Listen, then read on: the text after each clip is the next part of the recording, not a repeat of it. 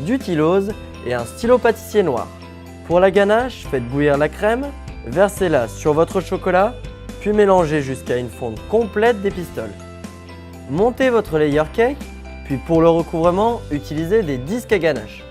Enlevez le film de protection, mettez une couche de crème sur la première et la dernière couche du gâteau, puis déposez vos disques à ganache.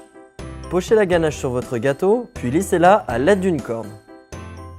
Vous verrez, ces disques vous faciliteront la vie. N'hésitez pas à reboucher les petites bulles d'air avec de la crème et à lisser pour avoir un beau recouvrement. Laissez maintenant reposer votre gâteau 1 heure au frigo. A l'aide d'une scie à génoise, retirez les disques à ganache. Vous pouvez faire levier avec un couteau pour que cela soit plus facile.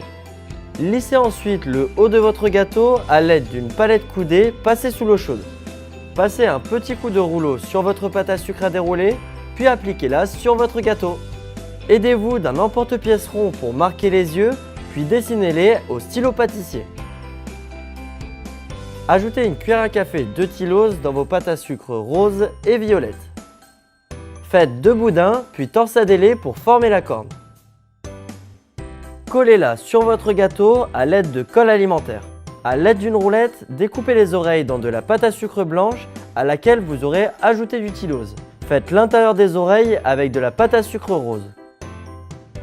Pour la crinière, colorez votre crème au beurre avec du colorant hydrosoluble bleu ciel.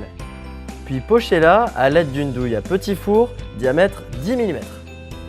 Faites la même chose avec votre crème rouge cerise, mais en utilisant cette fois-ci une douille cannelée 8 dents, diamètre 8 mm.